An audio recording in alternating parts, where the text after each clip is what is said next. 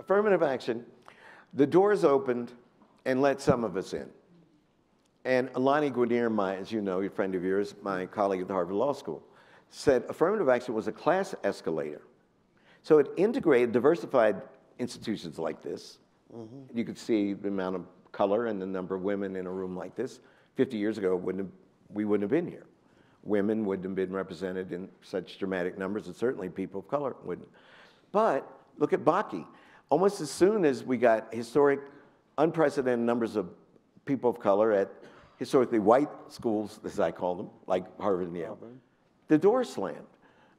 They said, okay, this is enough, and we're going to freeze that number, right?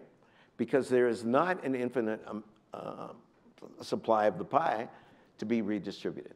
So the door slammed and everyone was left behind. What else happened? Simultaneously, while we were going to Yale and Harvard, jobs were disappearing from the cities.